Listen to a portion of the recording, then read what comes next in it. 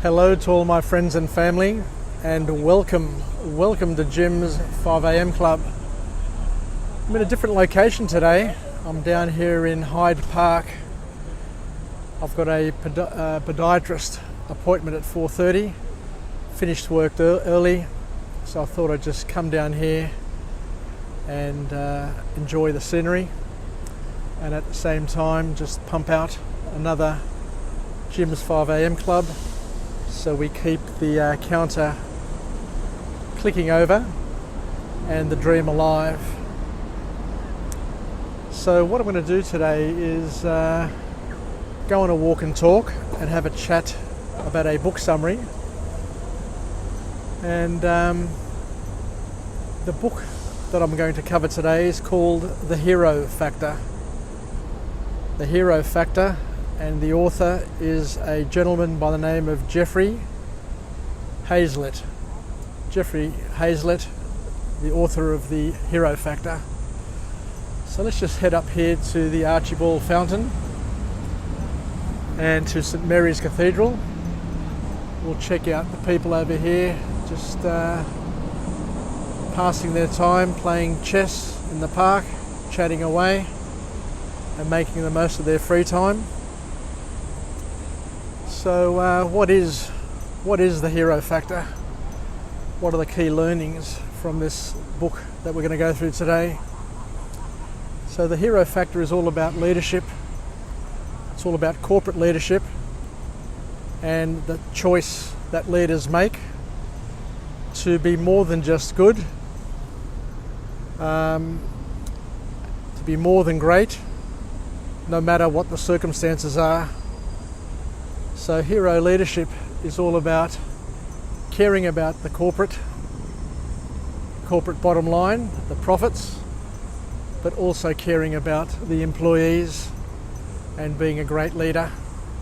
So managing, harnessing the strengths of your organisation so you maximise profitability and also maximise people's work experience at the same time, to enable everybody to contribute as best they can and to enjoy their time working in your organisation. The other thing this book talks about here is that leaders should be honest and caring, because there is a lot of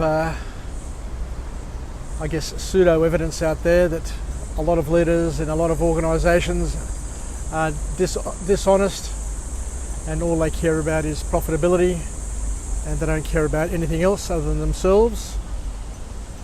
And but we need to take a stand. We need to take a stand to help cure these negative associations and negative connotations that people have with all kinds of leaders. Because I've worked in a number of organisations throughout the years and have been surprised by the quality of management here in Australia. I've worked for organisations such as IBM, Optus, Telstra, NCR, you name it. I've worked for top tier law firms, I've worked for top tier recruitment firms, and the quality of management in those organisations is absolutely superb. And from my perspective, the people there are top calibre, and they took a lot of time caring about their organisation, working phenomenal hours and doing the most they could to increase profitability, but at the same time balancing their people skills and building other leaders around them. So let's go through now and just cover off the three key points which come out of this book. The first key point we've covered, but let's just touch on it again. That one of the key things about hero leadership is the need to care for both people and profits equally. And this is the hallmark of heroic leadership. So we have to acknowledge that businesses need to be profitable in order to survive. But people are just as important. So there is an equation there where on the one side is profitability and the other side is people and development. And we need to be able to, as we said before, find the right balance between each of these factors to enable a business to survive, but also to be able to attract the right people, to both gather and maintain the right people,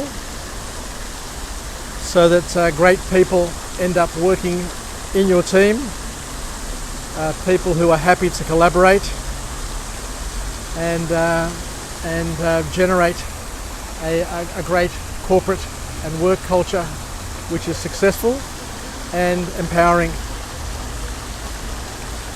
The traits of a great leader, a heroic leader, according to this author, is that they need to be a great listener, admit their mistakes and when they're wrong and learn from their mistakes, and have both courage and humility.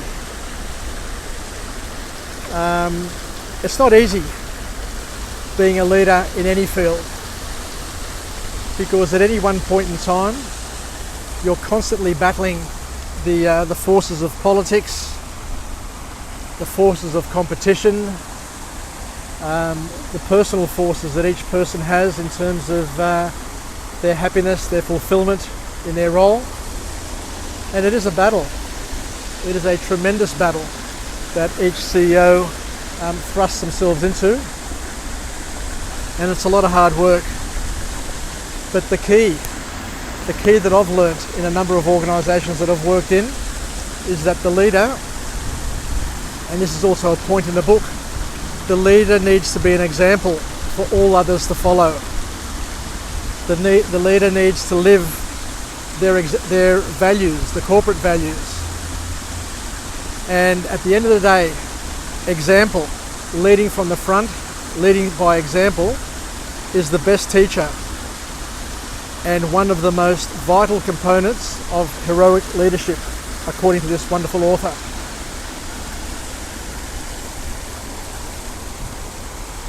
So what else can we learn from this book?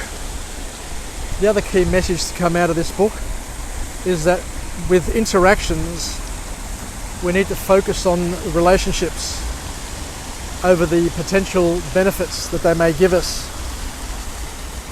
So it's a game of give and take, I guess, at the end of the day. And you gain a great power, a significant amount of power, by learning how to, but also basically caring for the people around you over just transactional benefits. Because in a team, in an organisation, there are people who are growing and developing at different rates, and the organisation, through their leadership, need to balance up the outputs, the productivity, with the caring of their staff and their ability to help them grow and develop and become better leaders in their own field. And one of the key lessons from this book is that in order to achieve greatness in a corporate sense, in the corporate sphere, we need to be building relationships with the people, because it's best for your reputation, for your conscience, and even the earnings within an organisation. I remember working at IBM many years ago, and they had a policy of promoting from within. And there were people there who had been working there for 25, 30, 35 years, who had grown through the ranks and who had worked many, many roles, both nationally and internationally, and worked damn hard and got trained, got retrained, and basically grew their skills through this organisation. But at the end of the day, when they finished their career, I remember going to a number of farewells of senior executives, people who are outstanding leaders in their field. And the one point that they always made was the most important thing that they gained from their work at IBM were the relationships that they were able to build with their peers, with their management, and with their clients. So the relationship thing was far more important than the earnings, far more important than the rewards, far more important than the trips overseas. You know, the ability to grow and develop and to also contribute to other people's growth and development was one of the things that they were most proud of, and a memory that they always loved to cherish. So I think that's it. So thank you very much for joining me today on Jim's 5am Club from the Archibald Fountain here in Hyde Park, across the road from the St Mary's Cathedral. So let's finish off with a positive affirmation. I'm alive, I am well, and I feel absolutely great. To my friends and family, stay connected, stay relevant, stay reasonable, and wherever possible, try and express your leadership skills within your family, within your friends, within your community, and be an honest and caring leader who values relationships and other people's growth and development, but finds a balance between productivity and being a strong but fair leader. Let's not forget to be good listeners, to admit when we're wrong, and we're wrong quite a few times, and to have both courage and humility in our leadership style, and to have a crack and not to be worried and not to be scared of biting off more than what we can chew, as long as we are prepared to start chewing very, very quickly.